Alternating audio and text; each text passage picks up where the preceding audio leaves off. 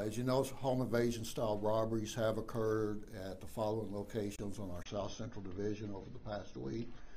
On September 11th at 2900 block of Britton Avenue, 4700 block of East Frio Drive, and the 1500 block of Maywood Avenue. Then on September 12th in the 9300 block of Sedgemore Avenue, we had a capital murder occur at that location.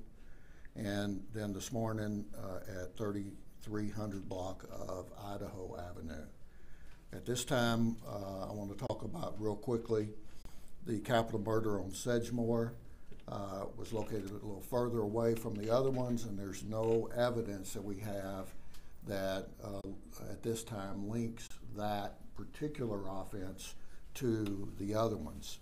However, the other 4 offenses do bear some similarities, and we've placed postings on our DPD Beat blog that describes these offenses and the suspects that kind of helps point out those similarities, most particularly Latin male, young Latin male, thin, skinny, tattoos, and it also provides phone numbers on the blog for citizens to call should they have any information.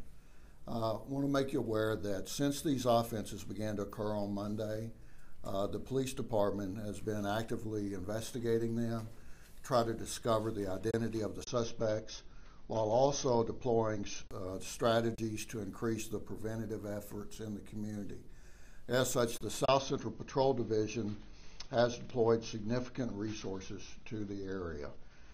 These include, obviously, preventative efforts and strategies which, for obvious reasons, we won't go into depth over, but also it includes having our neighborhood police officers, our MPOs, walking in the neighborhoods. They're passing out flyers and they're attempting to talk to folks in the neighborhood, not only to get information, but to try to establish some crime watches in those areas. There are not really active crime watches there. And on top of the preventive efforts, we want to also provide ways in which these folks can create crime watches, watch out for each other, take care of their neighborhoods, and so to that end, the MPO officers are walking the neighborhoods to do that. Of course, we advise all of our citizens to be aware of their surroundings and to report suspicious vehicles or persons by calling 911. From the Idaho Avenue offense this morning, again, we have a Latin male suspect that had some tattoos, and we've got a little more information or a little more detail on that now that we want to put out, and hopefully this will trigger somebody, and it'll cause them to think of someone and call us, call our detectives, and let us know. And so this individual has a tattoo on his neck, letters, and large letters that run down the backside of his forearm, and some type of figure on his thigh. We don't know what the figure is, but some type of figure on his thigh. Also, potentially a very thin mustache. So if there's somebody out there, if there's a citizen out there that recognizes that, we'd ask them to call our detectives at 214-671-3679, or Crime Stoppers at 214-373-TIPS.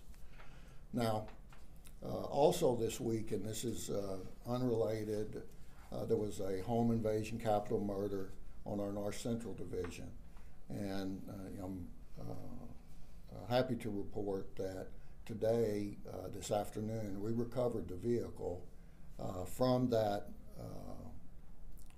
capital murder, and there were 2 folks with the vehicle. They are persons of interest that we're currently speaking with at this time, and hopefully we will be able to move forward with that investigation. That's our hope at this time. So at this point, I'll stop with the more prepared statement and try to take some questions from you. Chief, can you tell us a little bit about, I believe you're talking about Norma Ray Kakasik, Yes. the 71-year-old woman. Where was the car found? And So the car was found in the around the 2500 block of Hawthorne at a car wash. And this is a case that we depend on citizens a lot. We always say that citizens make their community safer, and we really need them. And this is a case where what we put out on the blog and what we put out and what you folks in the media help us put out, somebody saw the plate and remembered that that the first letters were CPR, right? And that kind of stands out to people. And so they saw the plate, they called us, they followed the vehicle, and they directed us right to the location where we're able to recover it. And so we appreciate those citizens so much, and we appreciate your work when you put the information out for us so that we can get results like this. And we hope that this will lead to a successful conclusion to this case. now, this is first I'm hearing that it was a home invasion. Well, home invasion is a bit of a misnomer for all of these. They're really robberies. You know, it's what we consider them as aggravated robberies. In her case, it's actually a capital murder. But she was found deceased inside of her home, and it's clear that that it was not of natural circumstances, and her vehicle was taken, so that would cause it to be a capital murder. And the dog too, everybody's wondering, where's the dog? She walked her dog a lot. And, Yes, sir. So no dog. The last I heard, the dog was in the house when she was found. Mm. So unless something happened after she was found. And she was random though, right? It was random as far as you guys know at this point? Well, we don't have a motive at this point, right? I mean, that's what the detectives just have to work with the evidence and begin to try to work up that case at this point. What's your level of concern about these home invasions in South Oak Cliff escalating to violence because you know that at least one of the suspects is armed? Well, anytime somebody's armed, we're worried about that because all it takes is for them to feel threatened in any way, and perhaps that would cause them to use the weapon. And they, have displayed weapons at each of these, and in most of the cases, they actually, kick the door and they use violence to get inside the house, and all of them except for one. And so I am concerned about that. And again, our South Central Patrol Division has deployed, as I said, significant resources into that area to try to not only locate these folks, but to prevent anything like this happening moving forward. Do police have any leads on who this guy is? I understand that he stole someone's truck, and police were able to find that and canvass Right. it. So we have located one truck. The truck wasn't taken very far before it was dropped off, and we will do the things that our detectives are always really good at, and that's following the evidence that we have.